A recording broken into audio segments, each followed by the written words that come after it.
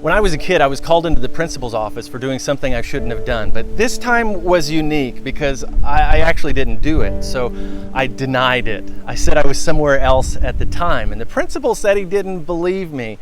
So I told him I was with a friend of mine, and he went and asked my friend if he could back up my story, and he did, and the whole situation went away. Having an eyewitness is really important when someone doesn't believe your story. We know that from movies about the police or TV shows about crime. Eyewitness testimony is crucial. But here's where I'm going with this. When you think about it, the Bible makes a lot of big claims, calling fire from heaven and walking in circles to knock down walls and such. And then you get to the Gospels, and some of it is unbelievable. I mean, people who were born blind all of the sudden seeing, people with skin diseases being immediately cured, guys who were paralyzed just start walking, and the demon possessions, they were all over the place. Some guy cuts a guy's ear off and another man just places it back on his head. A guy walks on water, he changes the weather, he turns a few meals into thousands of meals, and then there are stories of people who were dead for days just coming back to life. I understand why believing the stories of the Bible is so difficult for some people. And on top of those, there's the claims that Jesus makes, like he's the Son of God or God himself. He can forgive sins on some divine level, and somehow he always knows things about people that there's no way to know. It's just a lot to take in. But let's look at what we can know. First, everyone knows that Jesus was a real person. There's actually not a lot of academic discussion trying to prove that he didn't exist. The evidence is just too strong. And get this, it's the same for another Bible character whose name was Paul. I mean, we have so many of Paul's actual letters that people just know he was a real person. So we can know pretty conclusively that Jesus was a real person. Maybe not the other things, the miracles and all just yet, but we can know that Jesus was real. Second, and for me, I think there are so many reasons to believe in Jesus just because of the accounts in Scripture by different writers and real places and more. But if that's not enough for you, Jesus is talked about in a lot of historical writings that aren't the Bible.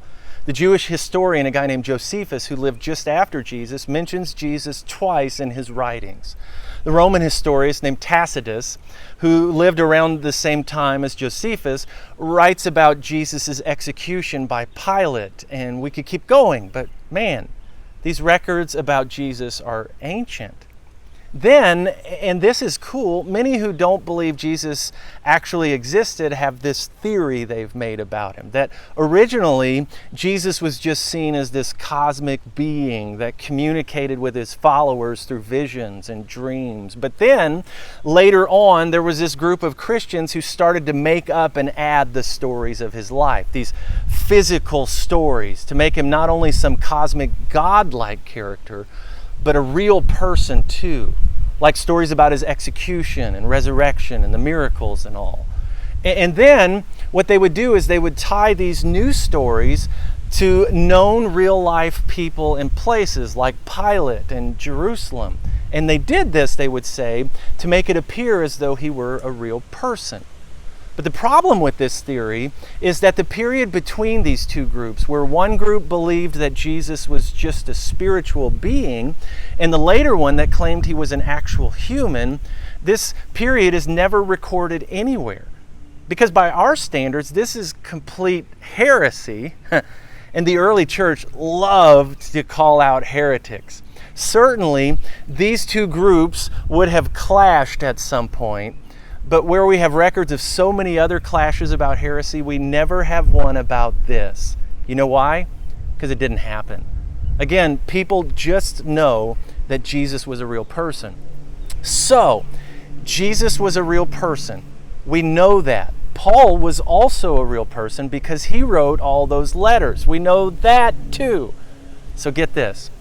Paul may not have met Jesus when he was walking around, but he actually talks about meeting Peter and James, two disciples of, guess who? Jesus. So Paul, a real life person, literally spoke with two disciples of Jesus. And this is really cool because it means that Paul literally met eyewitnesses to all of the stories about Jesus. But there's more. The Gospel of Mark, which many think was the first of the Gospels written, was actually written and available while tons of eyewitnesses to the events were alive. The other Gospels were probably written a little later, but there were still eyewitnesses around when they were written too. They were just really old. So there were real life eyewitness accounts to these writings walking all over back then.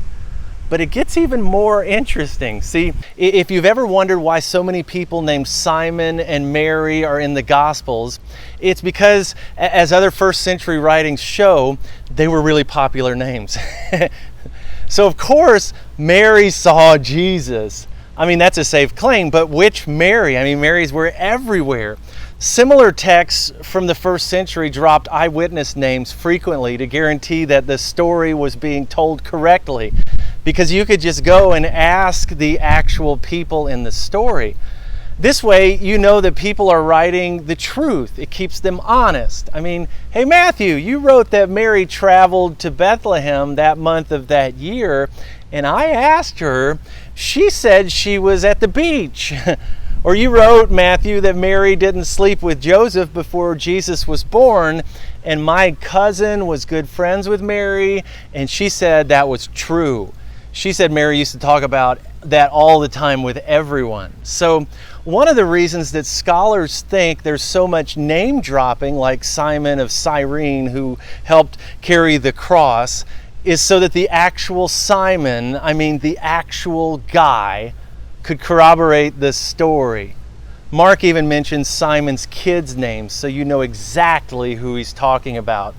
If you were around reading the Gospel of Mark just a few years after Jesus died, and the story seemed just too fantastic to be true, you just head over to Simon's house and ask him. Can you imagine being able to ask someone who was there about Jesus' resurrection? Apparently, that's what the writers of the Gospels wanted you to do. And think, so many people read these stories and saw the events. I think we certainly would have heard if they weren't true. So what do you think? Certainly this isn't the end-all proof that will lay everyone's doubts about Jesus to rest, but maybe it'll help you investigate just a little more. Jesus was a real person, and his claims were heard by real people, and his miracles were seen by real people. And I would think that we have enough of those stories told by real people for you to at least give it another look, right?